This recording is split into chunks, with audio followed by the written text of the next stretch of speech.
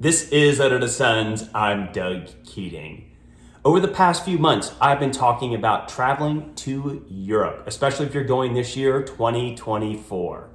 There's a lot of great content on YouTube, and one common theme several vloggers talk about is mistakes tourists make in Europe. Some of it's very specific down to the country or region. I'm going to throw my hat in the ring. Today, I'm going to talk about 5 of the biggest mistakes tourists make when visiting Europe. Let me start by answering a question, which is, why in the world should you trust my opinion about this topic? I'm not a travel expert. I'm not a travel agent, and I don't have a product to sell you, which I view as a good thing. I'm simply a guy who's obsessed with going to Europe.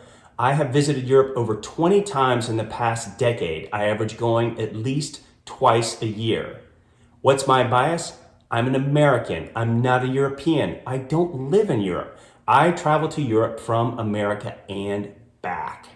The best way to learn how to travel to Europe is by going and making mistakes. And trust me, I have made plenty of them. The reason I'm pushing this content is to help others avoid the stupid mistakes I've made visiting Europe over the years. Mistake number 1, picking the wrong route. For many tourists going to Europe, it is a huge investment on your part. Time, resources, money. Some of you are going to spend thousands of dollars going there, and I want you to have the best time ever.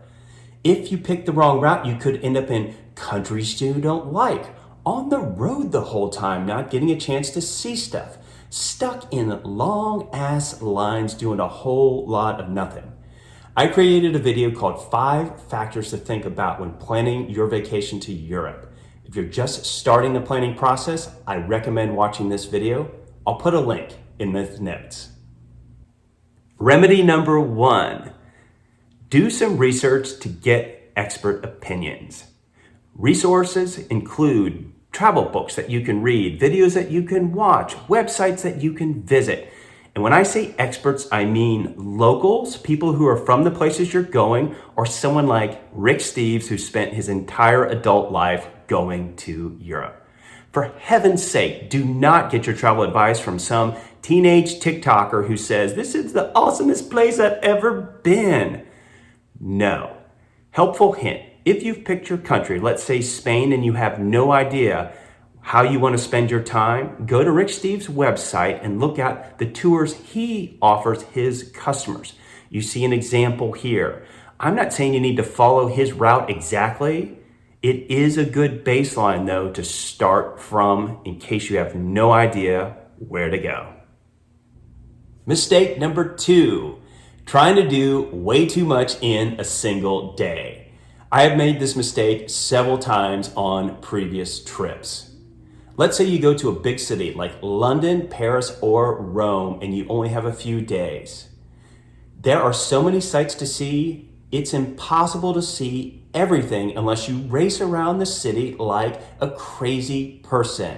God help you if you have family members. I have witnessed firsthand family members screaming at each other saying, "Let's go, we gotta get to the Spanish Steps before dinner."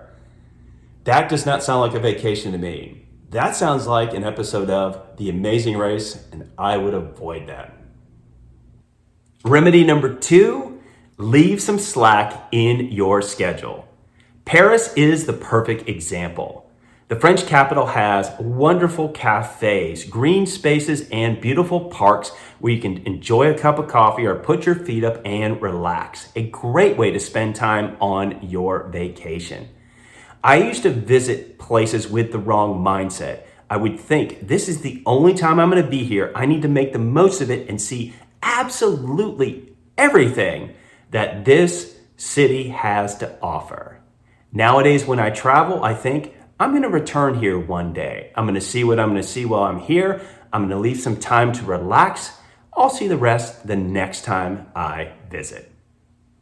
Mistake number 3, visiting only the popular places. It's easy to tell if a site is popular, it'll be packed full of tourists. I'm not saying don't go. I'm saying don't go only to the popular places. Great example. If you go to Barcelona, you're going to want to see this church, La Sagrada Familia. It is wonderful. I've been there twice, both times full of people. If you only visit the popular sites, trust me, you're going to be surrounded by your fellow tourists, shoulder to shoulder, elbow to elbow, trying to get good pictures. Remedy number 3, get off the beaten path. There's several ways to do it. It might mean going out into the countryside and seeing smaller cities or villages that are not as popular but still have great sights.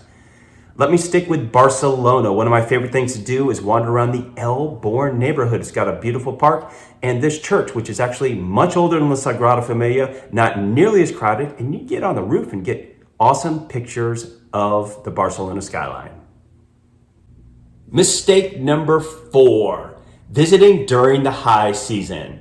For most of Europe, that means the summer months, June, July, August, and into September.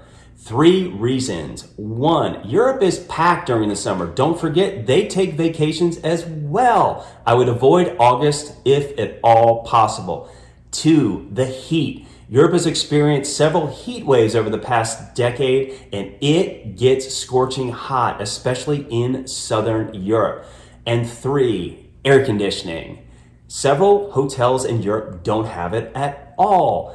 Others, it's just not quite the same as American hotels.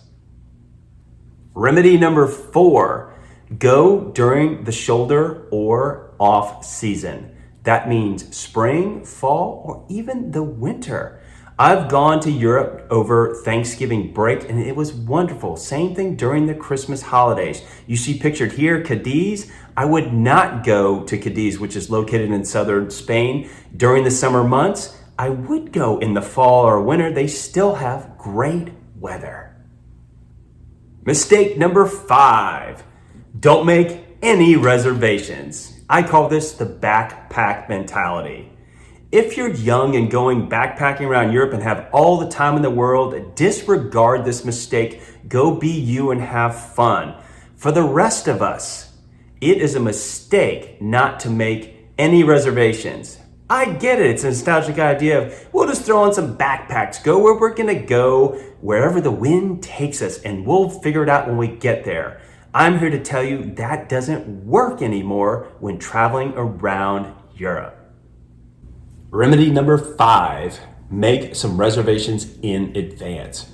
For every place you're going, I recommend at a minimum reserving your accommodations and dinner the first night or 2 in advance. If you're going to go to some popular tour sites, you're going to want to buy your tickets in advance as well to make sure you get in. Some of you are saying, I want to be spontaneous, and I appreciate that. However, you don't want to spend or waste time wandering around looking for a place to stay or standing in this line at a restaurant being told there's no tables available. Let me wrap up this video by talking about another common mistake many Americans make when visiting Europe, and that is acting like an American everywhere you go. Look at this guy. He's wearing the standard American tourist outfit. Baseball cap, flag shirt, shorts, and running shoes on the subway. Messaging to all the pickpockets, please come visit me and take my passport and money while I'm on the subway. The remedy for this one is easy. Do your best to live like a local. I'm not saying you need to speak the language. Rather, do your best to blend in. In France, Paris is the fashion capital of the world, so you're going to dress a little nicer. In Germany, they have the Autobahn, so you're actually going to obey the rules of the road. In England, you're going to drive on the left side of the road and perhaps drink room temperature beer. In Spain, you're going to eat dinner late at night. In Italy, you're going to drink espresso, and you're certainly not going to drink cappuccino after noon. The goal of traveling in Europe is to soak up the culture. Live like a local and take it all in. Have the best vacation of your life.